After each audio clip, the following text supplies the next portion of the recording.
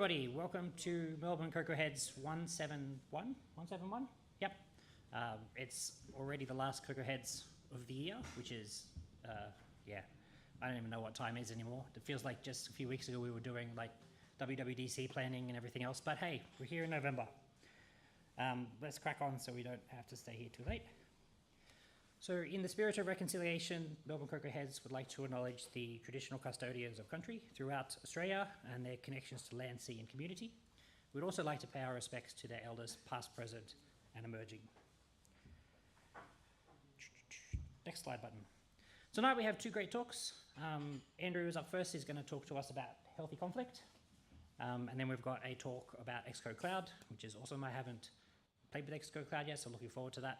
But also you gave I'm pointing at Andrew, online audience can't see that. Andrew gave a really great talk for us in July, I think we said it was, about debugging difficult conversations, and that was fantastic. So both of these talks tonight are going to be awesome, which means I should get off the stage so they can come up. So let's whip through this. We do run these events under a code of conduct. The short version is on there. There's a longer version on the link just there, that button. Longer version is up there. The shorter version of this is, be nice to each other. But if you do have anything that doesn't feel right to you or you want to talk about it, you can grab one of the organizers, so we'll point them out to you in a moment. But if there's any other feedback or you wish to submit feedback anonymously, there's anonymous feedback options on the website as well as other contact details as well. Just a little bit of housekeeping. The bathrooms are back out through past the elevators where you came in, and then turn right and then head down. If you hit the V-line offices, you've gone too far. I'm not going to make a V-line joke tonight. We'll leave that one go. The emergency exits down the same way. If you get to the toilets, you've gone too far. So down, straight past the elevators and to the right. You will see some people around wearing name tags tonight. If they're wearing a little CocoaHeads badge like this one, they're one of our organisers. You can talk to them about anything, code of conduct related, you need some help, whatever the case might be, come and grab us and have a chat. And there'll be a few people wearing the little blue name tags as well. This is their first night here, usually. Please make them feel welcome. If they look like they're lost or, point them in the right direction, all of those sorts of things. Please make them feel welcome. Questions, as we said right at the very beginning, we run with a dual audience. There's a few people watching online already that I can see, and there's be a lot of people that watch this recordings later on. We get hundreds of people watching the recordings afterwards. So just to make sure that we do the evening well, we do ask that unless the speaker tells you can ask questions during their presentation, please wait until the end, and then pop your hand up, wait for a microphone to come around. If you're watching online on YouTube, please feel free to ask questions either on Slack or we'll be monitoring the YouTube chat as well, so you can ask straight on the YouTube chat. I think that's all the things. Yeah. In 2023, we've always run these events as a hybrid thing, so not everybody can make it into the city for the events all the time.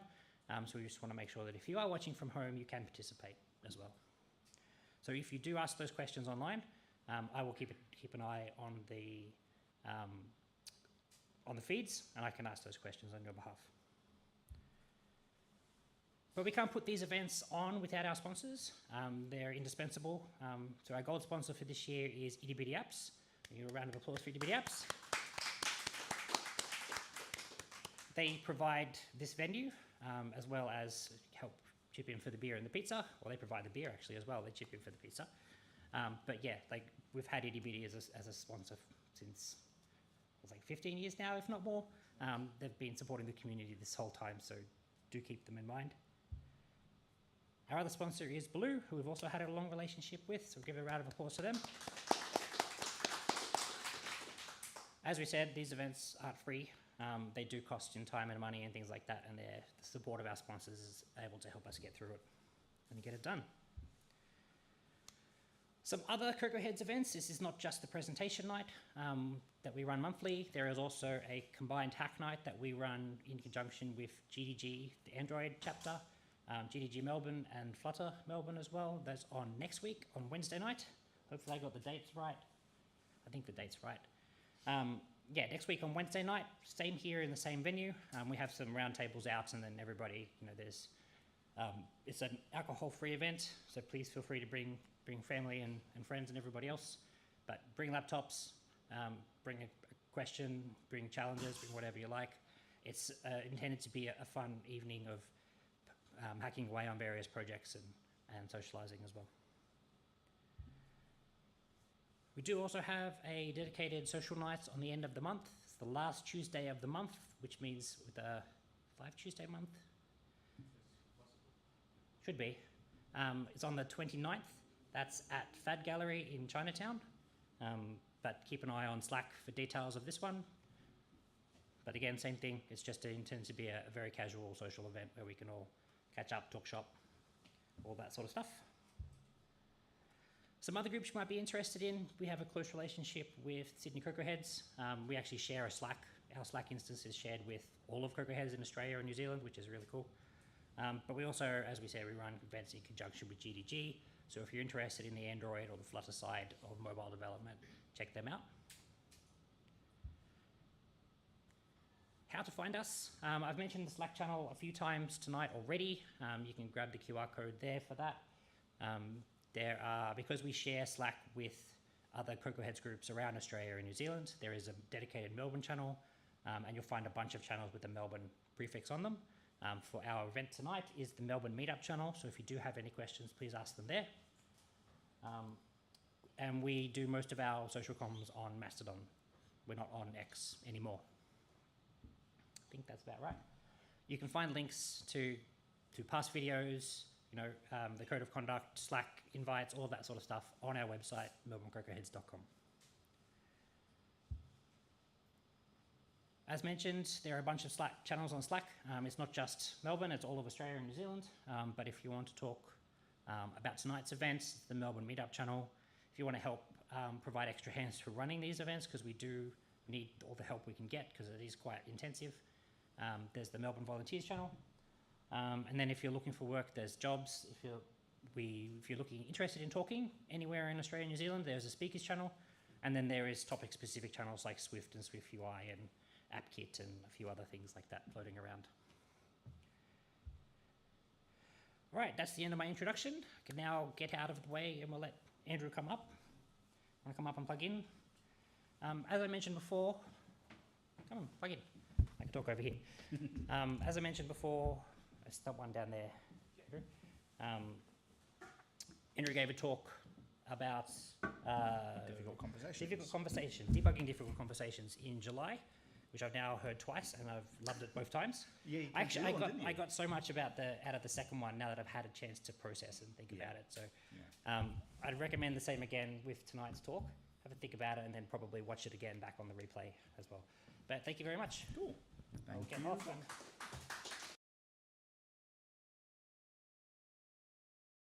The dude doing the boxing, because that's the exact opposite of what we're trying to do. It was the closest SF symbol I could find to conflict. So I like to start my talks, if you've never been to one before, with me humiliating myself for a few minutes. Typically I do this by telling a story of a time that I made a mistake. And this talk's going to be no different. I do this for a couple of reasons. I do it because I want you to know why this topic is meaningful to me and to understand why I put my time into doing these types of talks. But I also want you to feel sorry for me so that these guys will invite me back again. So the story I'm going to tell this time is I got into leadership really, really early. By the time I was 24 years old, I was running a team of 10 people. I had no idea what I was doing. What 24-year-old knows how to be an employee, let alone a leader of people? So I made a bunch of mistakes, a whole heap of mistakes. And I've spent the past 15 years trying to atone from them and learn from them. One of the mistakes that I made was, there was me, a mid-level engineer and a senior engineer.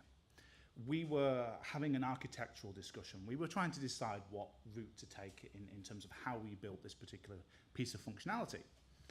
So we were having a very intense disagreement on how we should go about building this piece of software.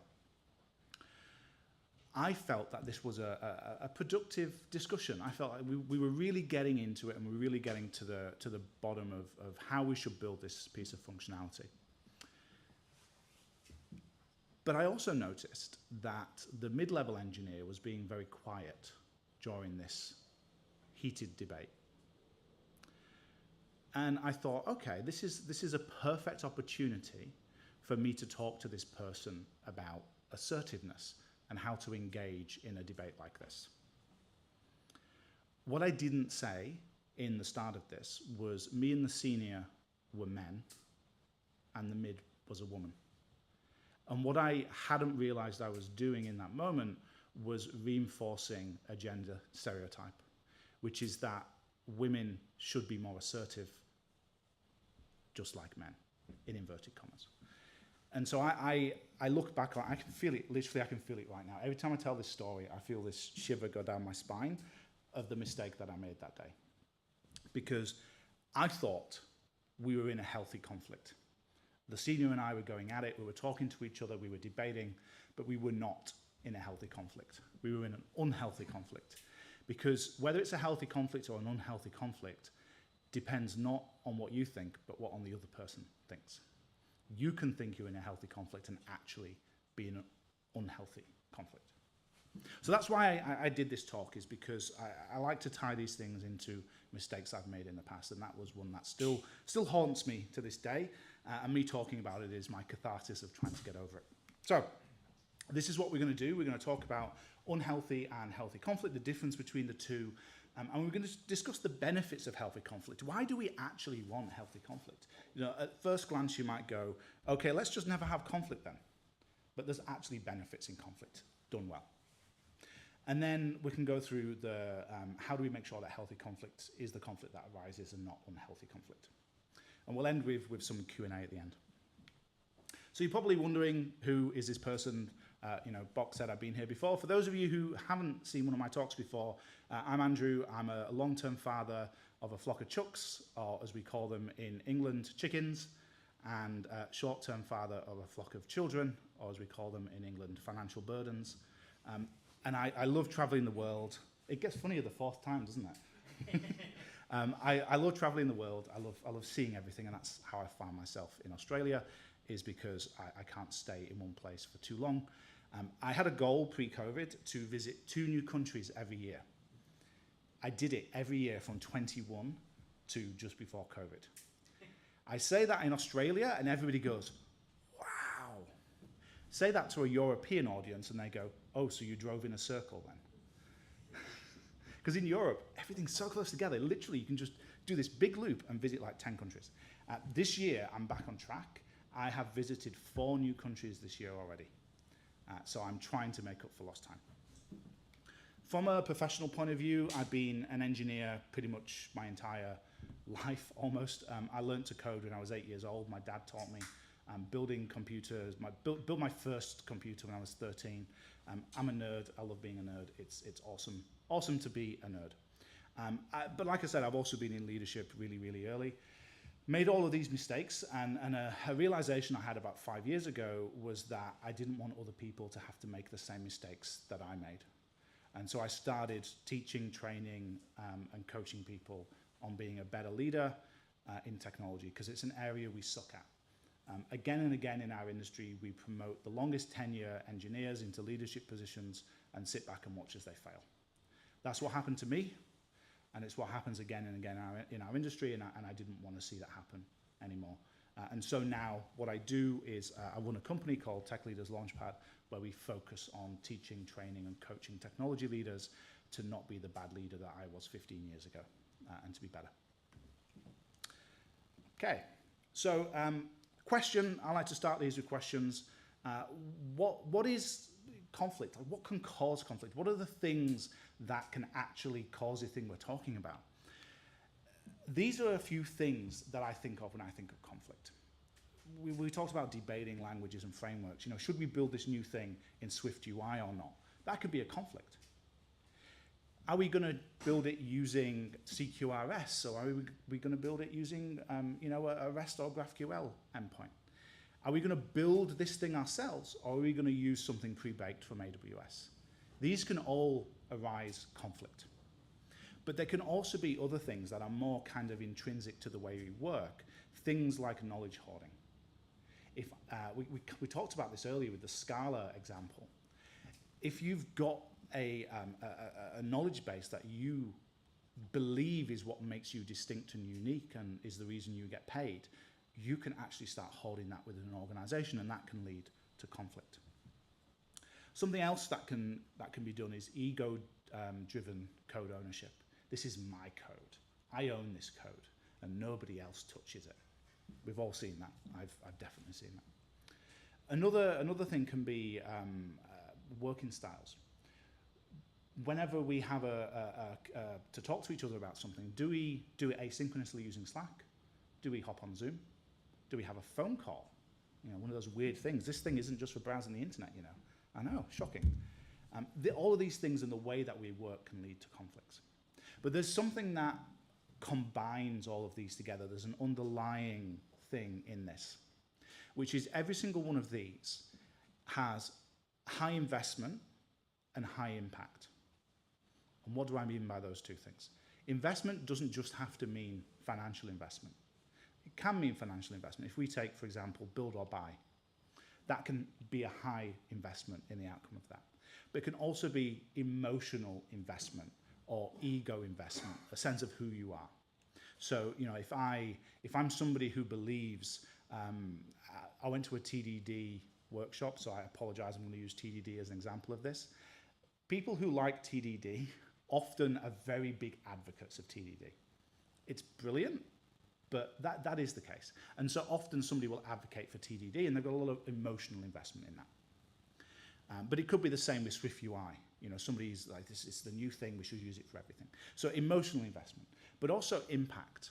Things that don't have high impact, often the conflict doesn't arise because nobody cares about the outcome. But if there's high impact in the decision that's made out of the conflict, that means you're going to have a conflict at the end of it. Okay.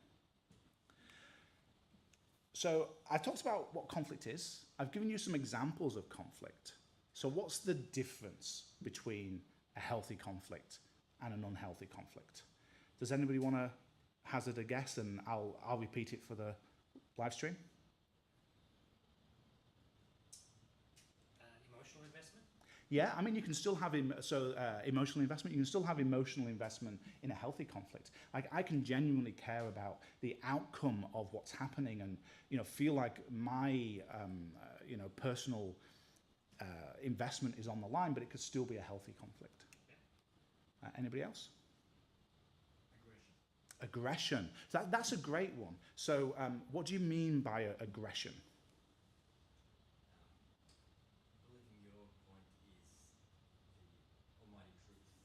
Believing your point is the almighty truth.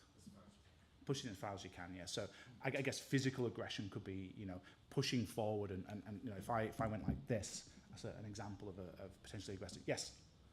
False consensus. Ooh, false consensus. I love that one. That's a great thing that can happen. Why? Well, actually, bookmarking that. We'll come back to it. Last one. Ease of repeatability. Say more. Yeah. So with a healthy conflict, you should sort of welcome it because you'll both gain something, or you'll have many people gain something. Yeah. So in healthy conflict, you feel like you gain something, and in unhealthy conflict, maybe you feel like you lose something. Yeah, that's a great example. I'm gonna try and give you a definition of them, and it's going to somewhat come back to what was just mentioned there. Often when we have an unhealthy conflict, it's because there's misaligned goals or the outcomes we're trying to achieve. If you've got two people who are debating on what path to take, and they both want to get to a different goal, you're going to have an unhealthy conflict because there isn't a meeting of what they want to achieve together there. If you've got people who lack respect and trust in each other, you're probably going to have an unhealthy conflict because there's not a meeting of the minds on why this is important to have healthy conflict. If you have unhealthy conflict, often it's because people don't respect each other and they don't care about the other person's opinion. Another thing that can lead towards unhealthy conflicts is negative intent. Not just negative intent, but assumed negative intent. If I don't believe that you have the best interests at heart, this is going to devolve very, very quickly into an unhealthy conflict. So all of these can be summarized in a really, really simple way, which is in unhealthy conflict, people win, and in healthy conflict, ideas win. That's what we want. We don't want to have a conflict, and at the end of the conflict, for me to feel like you won the conflict. We want to have a conflict and feel like the best idea won. And it doesn't matter who said it. So when we have misaligned goals, it's really hard for the best idea to win, and it becomes a battle of egos and a battle of aggression. When we have a lack of respect in each other, it's really hard for ideas to win because we start doubting the ideas, not on their own validity, but on the person who said the idea. And when we have negative intent, it's very similar as well. We start doubting that the person is suggesting that idea because it's the best thing for us, and we start thinking that person's suggesting the idea because it's the best thing for them. So if that's what healthy conflict is, you might ask the question, why should we have it in the first place? Well, I've told you why. It's because we want ideas to win.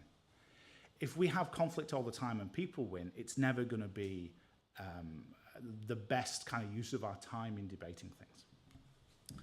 So there's a whole heap of ancillary reasons that come off that here. If we're having healthy conflict, we improve the problem solving. We come up with better ideas because everybody's listened to and all of their ideas are debated equally. It breaks down silos between different teams because we're having these discussions and it becomes normalized that we talk about things. Often when you've got silos in organizations, the reason they exist is because people don't talk to each other, because they don't trust each other, they don't respect each other, or they believe that those people are trying to get their own aims achieved rather than the collective aims.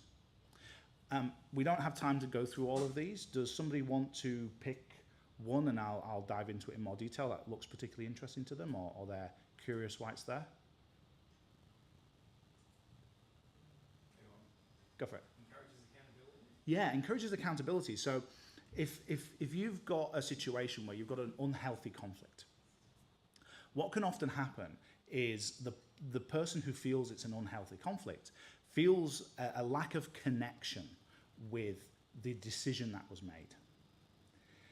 They believe that, okay, well, if it succeeds, then great, they were part of the decision-making process. But if it fails, it wasn't their idea anyway.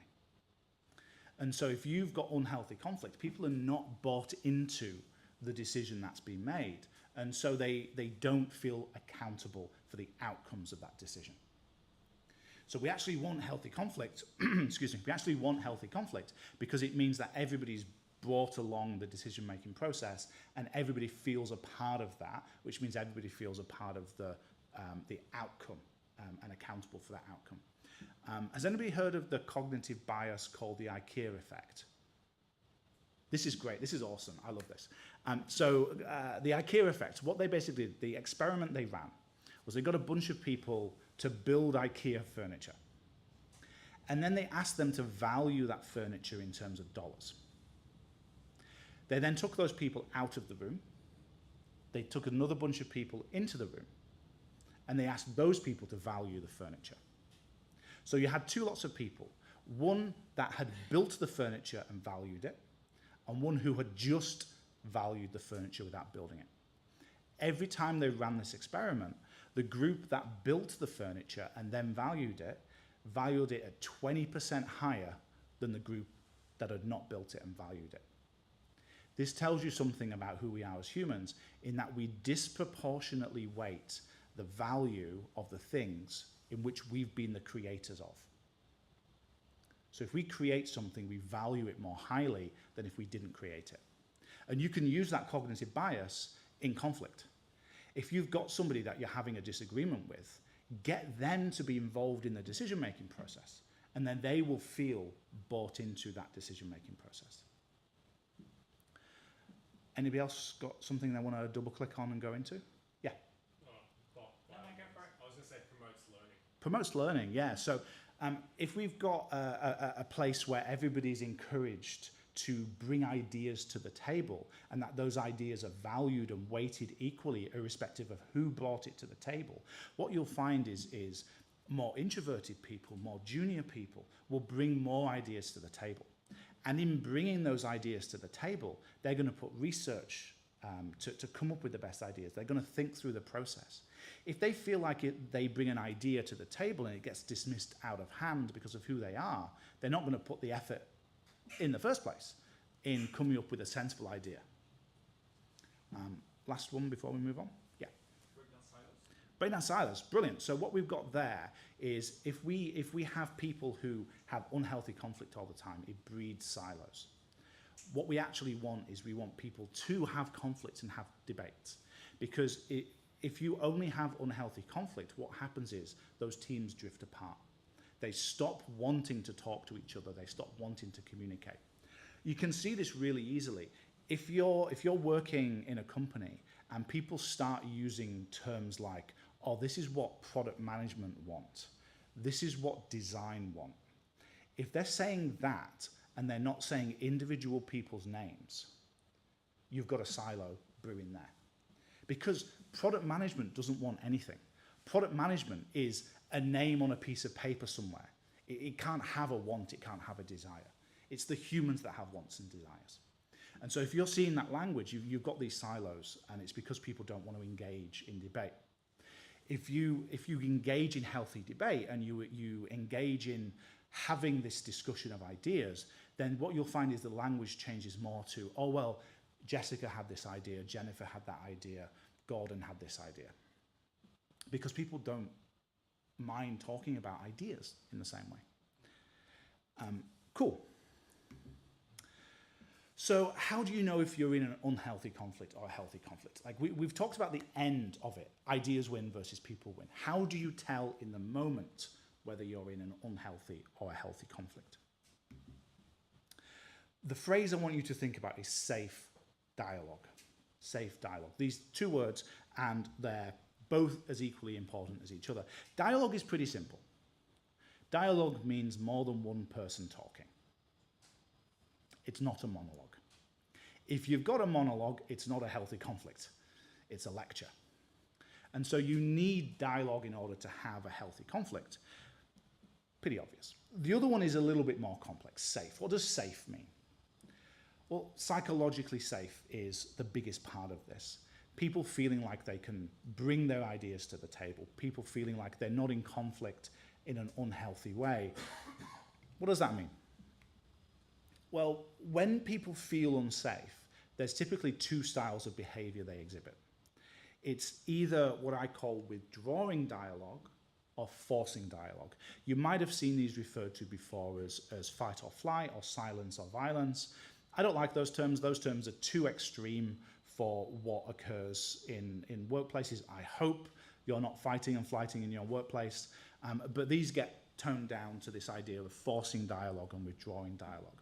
So we talked about it earlier. Forcing dialogue. If I'm in a Zoom meeting and suddenly my face gets closer to the camera, it's probably an indication that I'm forcing dialogue. Or if I just look to the side and just checking my email, it's probably a sign that I'm withdrawing dialogue. These could be an indication that the person feels unsafe, because they don't feel like the words that they're saying, the ideas they're putting forward, are being listened to. Think back to my story in the beginning. There was me and the senior. Me and the senior were having a healthy conflict. The mid-level was sat back, not engaging in it. She was withdrawing dialogue from that conflict. I should have noticed that. I should have. So when you're having a conflict, I'd love for you to have a little background thread in your mind that's looking at everybody in the conflict. If you're in a Zoom window, this is really easy, because if you're around a meeting room and you're suddenly just staring at everybody's face, it can get a bit awkward. Whereas when you're on Zoom, the great thing is you can actually just look at everybody and it doesn't feel as awkward. So I encourage you to look and see what people are doing and see if they're withdrawing or forcing dialogue. Because if they are, it's an indication that you're in or are moving towards an unhealthy conflict. Okay, so we can either dive into... how much time do I have left? How much time do you want? So Say another 10 minutes Another 10 minutes. Okay, so we can either dive into how do we fix this in a cultural way over a longer period of time, or if you find yourself in an unhealthy conflict, how do you get out of it in the moment? We don't have time for both. So hands up if you want to do cultural fix. Oh, long term, okay. All right, hands up if you want to do short term. Cool, short term. All right. Okay. Scan the QR code if you want to follow along. You don't have to. It will just save you from looking at something on the screen. If you want to look at it, this QR code will be at the end as well. So if you miss it, it doesn't matter. If you go through this and you're like, damn, I wish I'd missed that. I'd scanned that QR code. It'll be at the end as well. Okay, cool. So the model, the mental model that I want you to use to get out of an unhealthy conflict and into a healthy conflict is one that I call the pause model. So the pause model is, I love backronyms. I'm sorry, I love backronyms because I think they're a great way of remembering things. So whenever you see one of my talks, there'll be a backronym in there somewhere.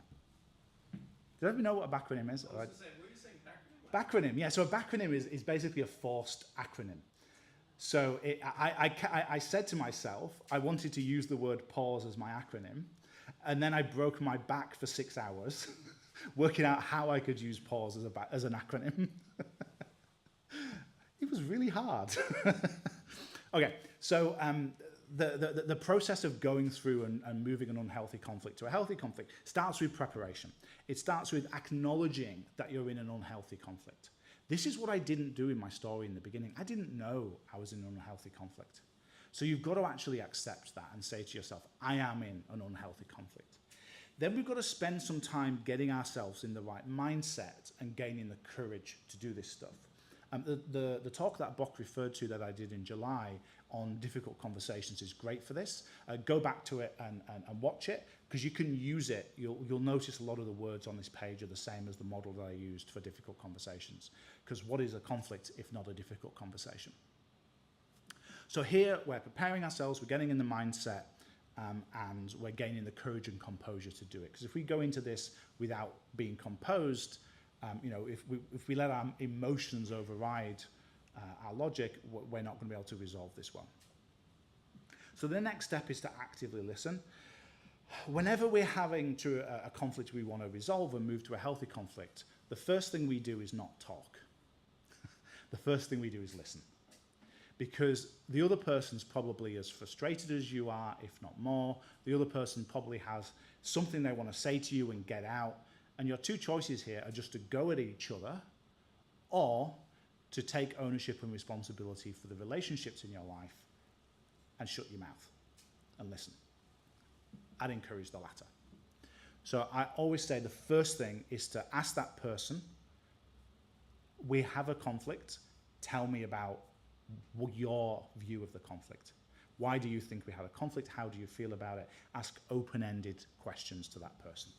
An open-ended question is a question which basically doesn't have yes or no as an answer. If I said to you, are you angry with me? You could just say yes, or you could say no. Conversation kind of ends there.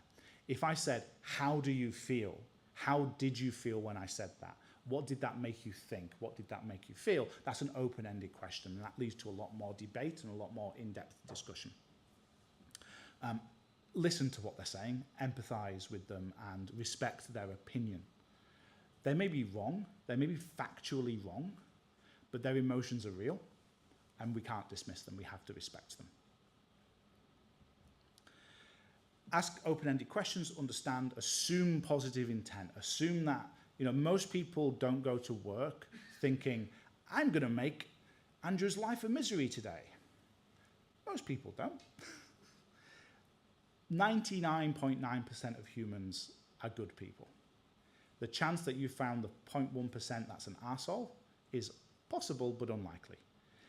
You might as well assume that the 99.9% an error on the side of that. So assume that I've got positive intent. We've listened to them, we've asked open-ended questions, we've understood, we've empathized. Now is the time for us to talk. At no point during this, up to this point, have we shared our opinion. This is when we do it. Once they stop talking, once they have nothing else to say, this is when we share our opinion of what's going on. We can correct their assumed negative intent. So say, for example, they said, you went behind my back to my boss because you don't trust me. That's what they said. Notice in that statement, they assumed intent. Because you don't trust me. We should correct that intent. No, I spoke to your boss because I felt like I wasn't getting anywhere with you and I needed help to resolve this situation. Or no, I spoke to your boss because they came to me first. This is when we can correct their assumed negative intent. Really important here, still apologize. Still apologize. There's nothing, apologies cost you nothing. So just do it. Just say, I'm sorry that we ended up in this situation. I'm sorry that this is a conflict that we're having. I'm sorry that this is a shitty situation that we're both in. It doesn't cost you anything to apologize, just do it. Then you can share your perspective. We've been through this whole cycle, and now is the time to share your perspective. Do it as empathically, do it as objectively as you can. But do share your perspective. Lastly, what we want to do to end this and to move on from this conflict and get to start the relationship anew is to remind ourselves of the common goals we have with each other. So everybody has common goals. If you're trying to build the best software for your customers, that's a common goal. If you're trying to architect something in the best way possible, that's a common goal. The common goal might just be we both want to go to work and not feel bad when we see each other walk down the hallway. That's a common goal. Whatever, there will be something there. Then agree on what happened and agree what will happen. Often when conflicts occur, it's because people don't have decision-making frameworks with each other on how to deal with this kind of stuff. My wife and I, we know exactly what we will do if we have a conflict. There's a whiteboard in our living room. And if we're having a conflict, the first thing we do is clear the whiteboard and start doodling and diagramming and trying to get our brains out. That's the first thing we do. So if my wife walks towards that whiteboard and gets the whiteboard marker out, I know to stop whatever I'm doing because we're going to be having an intense conversation. You can also see this from the stages of a team, storming, forming, norming, that kind of stuff. When you go through that storming phase, a lot of conflict happens then. And it's good to get conflict in a team in the beginning because you learn how they work with each other. So if you don't have those frameworks, discuss what they could be.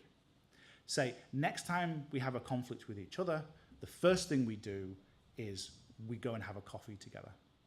The next time we have conflict with each other, the first thing we do is walk away from our computers for 5 minutes, come back, and then discuss it. Doesn't matter what it is, just agree with each other what that decision-making framework is. Okay, cool. So that's it. That's my talk. Just to give you some more QR codes. If you want to learn more about me and what I do, that's in the bottom left. That worksheet, if you missed it, is the second one. There's a free training course I put together on the debugging difficult conversation stuff that goes through a bunch of examples of how to do this kind of stuff if you're struggling with it. And if you want to connect with me on LinkedIn, I do regular live streams. I'm doing a live stream tomorrow on mentoring and growing your team. I also post a bunch of stuff on LinkedIn if you want to follow me. Thank you very much for your time. Thank you, Andrew. I think I realised that we have an unhealthy conflict with our legal team at work, and we should probably talk to them a bit more. Questions in the audience? Could you reflect on why the senior didn't pick up the conflict? Could I reflect on why the senior didn't pick up on the conflict? You took ownership. Yeah. You said, I should have done it. In reality, if he's 10 years your senior. Sure. So I have, as part of my personality, I have what I call radical ownership. In that I basically believe that I should take ownership of all the relationships in my life. That doesn't mean sole ownership. I don't mean by that I believe that I have the sole responsibility for managing relationships. but I believe that I do own those relationships and that I don't abdicate any of that responsibility ever. If anything occurs that I'm unhappy with in a relationship, it's my job to fix it. It's also the other person's job, but it's definitely still my job. So that's probably just a conflict of a result of me feeling that way. You talked a lot about like negative and bad conflicts, but how do we encourage positive conflicts? Yes. So this is the bit that I didn't get to. TLDR. Make sure you've got more of the left. Make sure you've got more of the right and less of the left. Like, what are you doing in your teams? How are you thinking about those goals that you have? Just to give a really quick example on this. Often, if you have like a capability matrix, if you're saying to people, say, to go from mid-level engineer to senior engineer, you need to own the technical implementation of something. The problem with that is that you've just created misaligned goals in your team. Because the person who wants the promotion to senior now has a different goal to everybody else, which is to technically own the implementation of something, even if that's not the best choice for the team. So the TLDR is think about how you could be creating misaligned goals. Think about how you could build more trust in your teams and how you can encourage positive intent. Unfortunately, I can't stay for networking afterwards, but if you want to connect with me on LinkedIn, we can talk about this some more. Any techniques for promoting healthy conflict for dispersed teams of Slack, etc.? Yeah, so with dispersed teams, it's harder because often trust takes longer to build in remote teams. It just does. We're humans, we're social creatures. I love remote work. I'm never going back 5 days a week in an office. However, it is harder to build trust remotely and takes longer.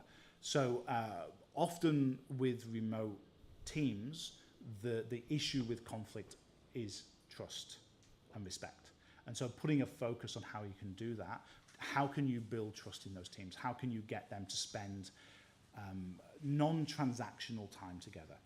So often with remote teams, what happens is you only talk to somebody when you want something from them. And so you don't build trust. If I only ever talk to you when I want something, I'm not going to build trust.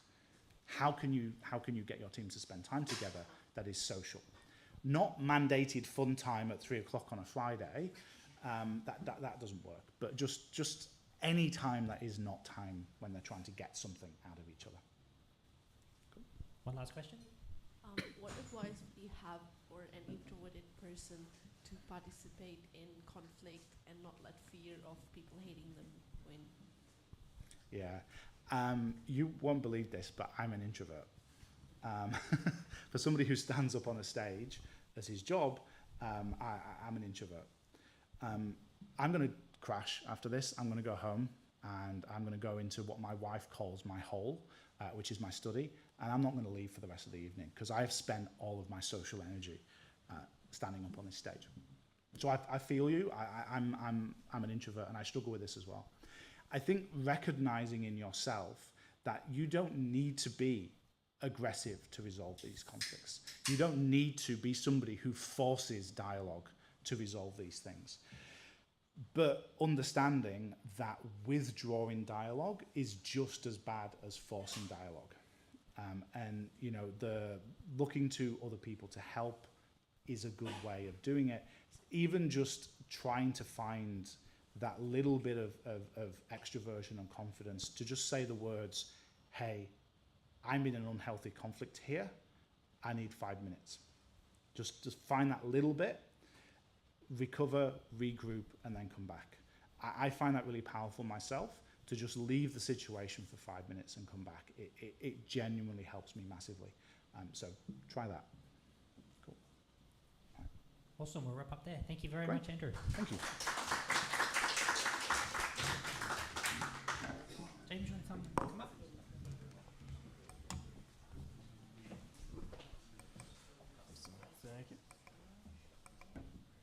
Am I going in? Yep. I'm looking forward to this one because I haven't personally had a chance to play with Xcode Cloud yet. So this should be good.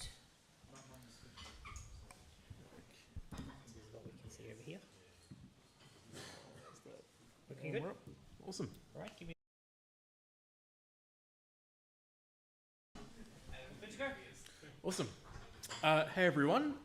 So as Bok mentioned, going to be giving a bit of a talk on what it's been like using Xcode Cloud in production in a real app. So first, a little bit of context about me. I'm an iOS developer with itty bitty apps.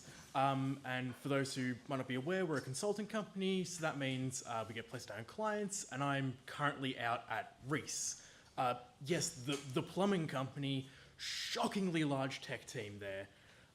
The team I'm on is the Max team, so we build an app, as well as a website and other things, for tradies to order parts, make quotes, invoices, pay their accounts, that sort of thing. Some context, because it's important for the environment in which it's being used. It's a relatively small team. There's between 4 and 6 developers. So there'll be 4 full-time developers, including myself. And then we usually have 1 or 2 IBL students joining us from time to time. We have what would be a relatively standard, I believe, CI/CD pipeline. So we have a suite of tests that runs on every PR that has to pass before a PR can be merged in. And then every time something does get merged into main, that kicks off an archive that gets uploaded into TestFlight and into App Store Connect. We also do fortnightly releases. Looking at our stats over the last few months, we're averaging around 50 PRs a month, each of which has around 1 to 3 test runs, depending on how many changes get made during that PR process. That test suite contains 3,400 unit test cases, no UI tests, although some of those unit tests are actually kind of UI tests. It's weird and a story for another day. And we're also using pretty much standard Apple tooling across the board. So we're using Swift Package Manager for our dependencies, and just we were using just raw XC build commands on the command line in GitHub Actions. So this project's gone for a little while. It's got a little under 160,000 lines of code. So we had a couple of problems. Like I mentioned, we were previously using GitHub Actions and their macOS hosted runners to run our test suites. And more accurately, we had 2 problems, and this is what kind of led us to trying Xcode Cloud. So here's the first. Signing is really freaking hard. So many hours got lost in rotating signing certificates or provisioning profiles getting tied to someone's developer account who then left the company and now that's invalid, or keys needed regenerating, or just the API changed and team provisioning profiles are no longer returned, and I'm getting worked up because I was the one who stupidly tried to take a bit of ownership and fix this. But you know what? Maybe this is just a lack of brain cells on me. Maybe if I was smarter or more experienced, we wouldn't have had these problems. But this leads us into what was the second problem. Microsoft just doesn't seem to care about keeping their macOS runners updated. And we really needed them to be updated. In particular, the straw that broke the camel's back for us was Swift 5.8. We really needed that new fulfillment API for XC expectations to play nice with async await. That required Xcode 14.3, which required macOS 13. And we were months into the RC being released, and there was still nothing from Microsoft or GitHub, whatever you want to call them. It ended up taking them 6 months between the RC being finalized and their runner being available. And it just wasn't good enough. So we decided we had to do something. We had to move. Another source control provider like a Bitbucket or a GitLab or any of those wasn't really an option. Reese had just moved everything to GitHub, and getting our own special source approved was not going to happen. And we were pretty close to just buying a Mac Mini and whacking it on someone's desk and forgetting about it, and then having to host our own runners. But then we were still going to have that first problem. Someone was going to have to fiddle with it. Someone was going to lose an afternoon because something went weird, or someone unplugged it, or something dumb like that happened. I'd had a little bit of experience with Xcode Cloud at this point on little hobby projects, and Apple was continuously banging on about how good it was at DubDub. So we decided, let's just give it a go, and that's what we've been doing for the last 4 or 5 months now. So how's it actually been? And in short, it's been really good. It really is as easy as Apple makes it out to be to set up.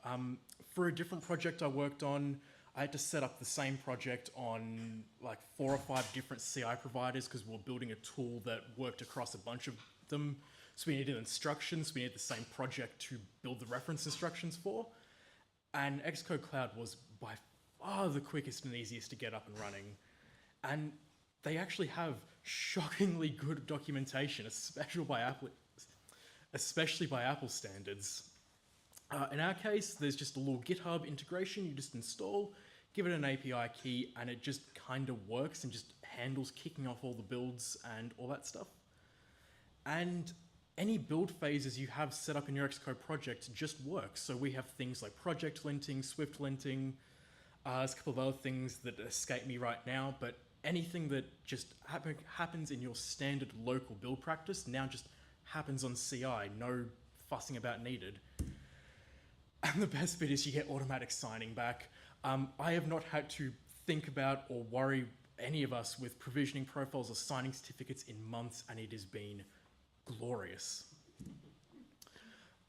Custom setup is supported. Like I mentioned earlier, we were already on pretty much all Apple standard tooling, but if you're using something like a CocoaPods or a Fastlane, there is the ability to use that. Unfortunately, this tooling isn't installed by default like it is on some other providers, so you have to use the homebrew instance they have to install it yourself, which means you're now paying to install CocoaPods every single time, which isn't great, but at least it's an option. But speaking of that, how are the runtimes? And they're really good. This is our average from all of our GitHub Actions runs, and then for the last few months running Xcode Cloud. And you can see it's a fair bit less. And this is also handicapping Xcode Cloud. Our project has continued more and more tests, more and more files and code, also increasing the number of modules and just made our build process generally more complex. And it's still averaging quite a bit lower. For GitHub Actions, for our build and then run our test suite, it was going from 31 minutes down to 24. And then for our archive and upload, it went from 20 minutes down to 13. For this time as well, the cost is remarkably low. The first 25 hours are free, and then after that you pay and subscribe in tiers. This is what the cost looks like when compared to all the other, few of the other major CI providers. Xcode Cloud is that green line on the bottom. And you can see, compared to GitHub or GitLab, especially once you start needing a lot of CI runtime, it ends up being an order of magnitude cheaper. This is zooming into the kind of bottom part of that graph, and by hour 38, it's cheaper than everything else.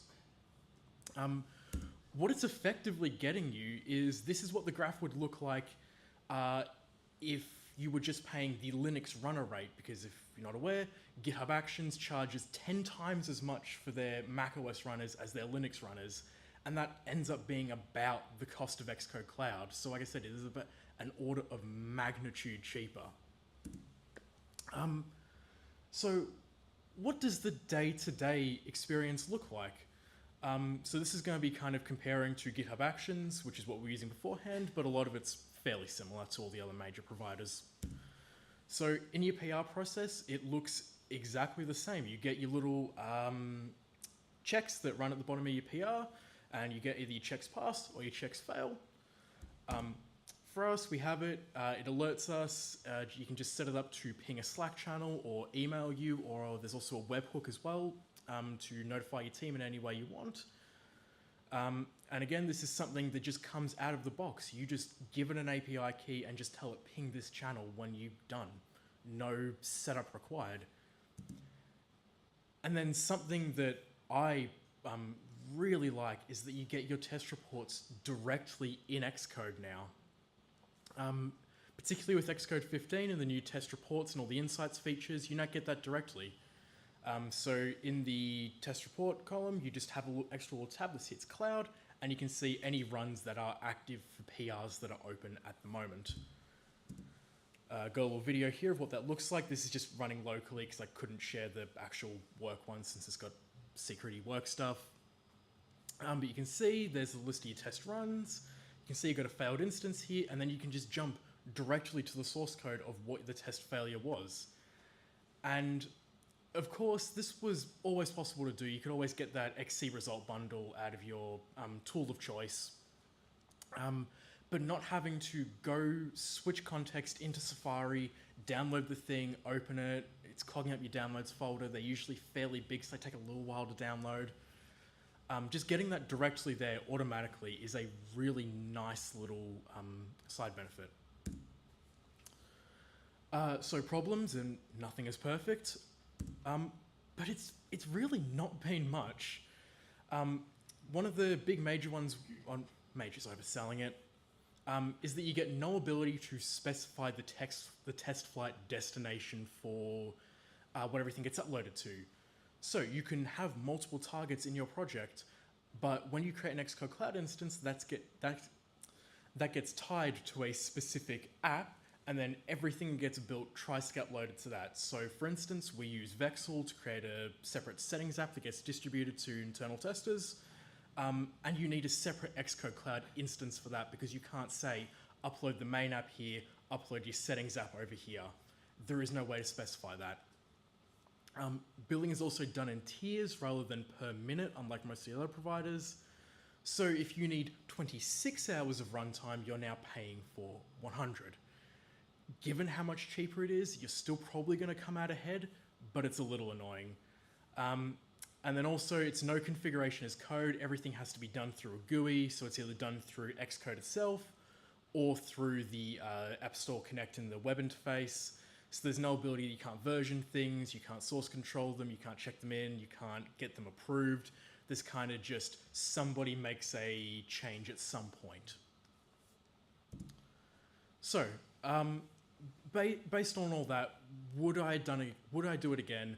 Would I suggest this as something, knowing what we know now, having really used it? And I think based on how positive I've been so far, absolutely. It has been great. It has been so much easier to set up than all of the other providers. It pretty much has just worked. I could count on one hand the number of run failures we've had that haven't been tied to our own configuration or our own balking things up. And it's so much cheaper that what I would do is I would just, starting a new project, just try Xcode Cloud to start with. At most, you're going to burn an hour if it turns out to completely fall over and not work. But if it does work, you have saved yourself so much headache. It is now my default for anything small or medium sized. I'm sure it doesn't scale to an ANZ, for instance. But if all you need is just run some tests, upload a build to App Store Connect when things merge in, it is a fantastic option. That's it. I'm happy to answer any questions now or reach out on Slack or Mastodon. Yeah, was there anything? Yeah, I've got. I have a question to start off with, but just a reminder first to anybody watching online to, if you have any questions, to post in Slack or on the YouTube chat, and I'll catch them for you. How does Apple go with updating runners for betas and things like that? Like, how far behind a beta release is it available on Xcode Build? I have never seen a beta be available publicly to us that isn't available on Xcode Cloud. It seems to be instant. That's a tick in their favour. Yeah. GitHub is like, what, 2 weeks minimum sort of thing? So, yeah. Were there any questions in the room? Anybody had? Any recommended learning resources that you'd sort of send our way? Yeah, I can post things in the channel afterwards. Honestly, Apple's dub sessions are really good, and they kind of have some beginner ones for kind of overview of the project and then progressively building up to more and more complex workflows. and how to do some of the more interesting things, like how to use like bash scripts to swap out app icons for different build configurations, how to ping multiple Slack channels, that sort of thing. Were there any other questions in the room? If not, you have one? No? How did you overcome the no different targets and test flights thing? Did you have to write a separate script for that, or go back to GitHub Actions? No, so we just have 2 separate Xcode Cloud instances. The settings app is so small that it's fine on the free plan because it doesn't need any tests and it builds in a minute. So we just have 2 instances. Okay, that makes sense. Yeah, if say for instance you were white labeling an app and you had multiple meaningful configurations that each took their own big amount of time to build, that's where I could see that being more of an issue. But then you could also build those, on-build those to your different customers if you're white labeling your app too. So that's potentially a benefit. Yep. Right, if there's no other questions, thank you very much. Awesome, thank you.